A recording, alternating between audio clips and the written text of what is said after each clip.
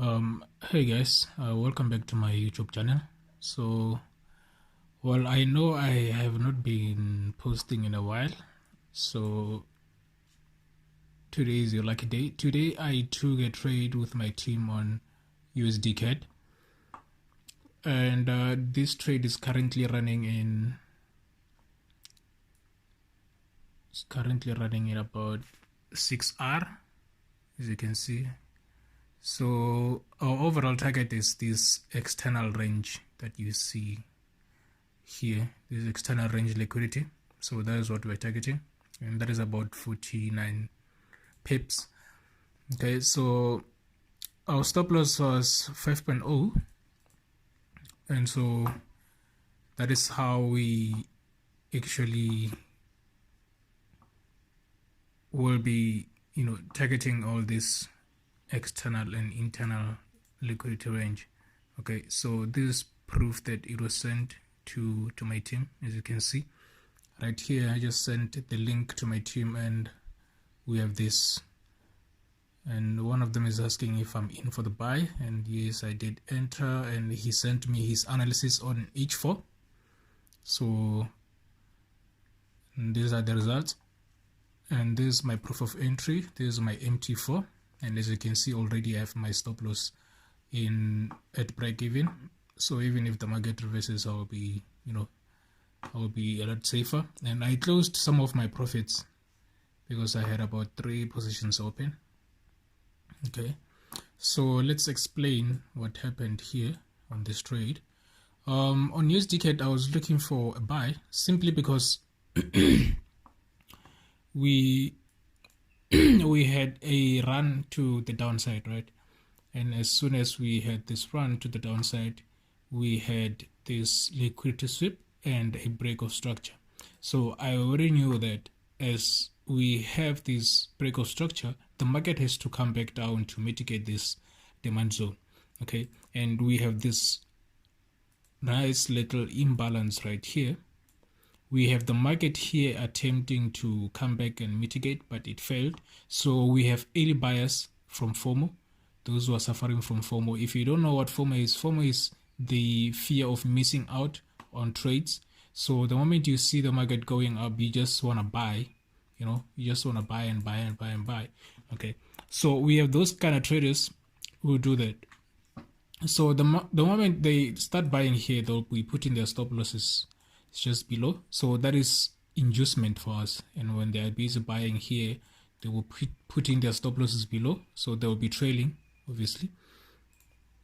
So as they trail their stop losses, the market maker or the banks and institutional traders, they will drive price to take out all these stop losses, even though they are in profits, but to them they see this as liquidity.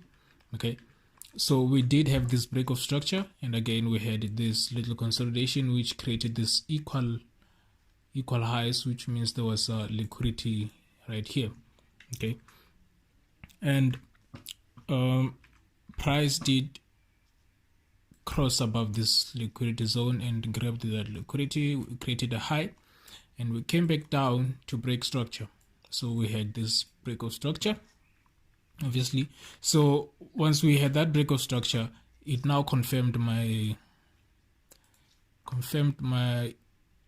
range. So this was my new range. Okay, so as soon as I had my new range, I then took my Fibo onto the chart. So inside here, this is where we have our premium. This is where everything is expensive. So this is our discount. So this is where you buy everything when it's much cheaper. Obviously, you buy an asset when it's cheaper. Okay, that is the basic of it.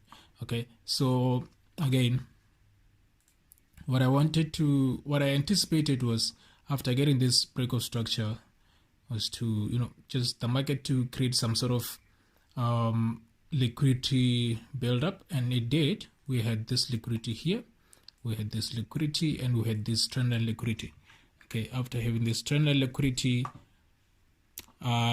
we had this little push to the upside. This little push was due to an order block on M1, and I did get that order block. It was right about here on this wick. No, it wasn't this wick, it was this wick here. Yes, so as you can see, I highlighted it here on this red. So we had this order block on the smaller time frame.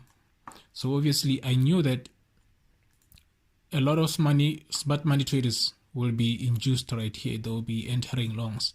Okay, so as they enter their longs, their stop losses will be below that demand zone, right? So I did not enter exactly at this demand zone.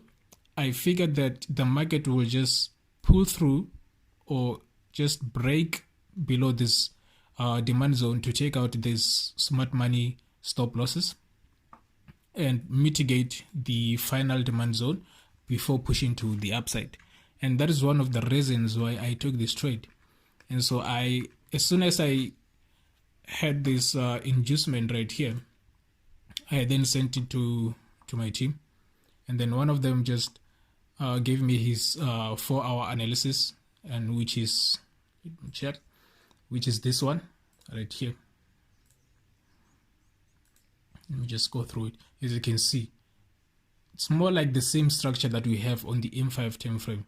Okay, we have these equal highs which got taken out, price went above, break structure, and it induced right here, it went back up, came back down to mitigate this demand zone, and then we expect price to go to the upside. But this may take time, so that is one of the reasons why we took this trade on M5. This is more of a confirmed entry. Is a confirmation on a small time frame, looking at the 4-hour demand zone which got mitigated. Okay, so we are still waiting for our target to be hit. Though we secured some of our profit, we took partials when the market was around here, because we saw that there is this little order block. So myself, when the market came around this level, I closed some of my profits and I left one position running, and I moved my stop to break even. You see, so that's basically it. That's one of the reasons why I took this trade on USDCAD. And if you do find this information helpful, guys, please just make sure that you leave your comments in the comment section, and I'll be dropping more videos like this. So this is a live trade, and this was the New York session.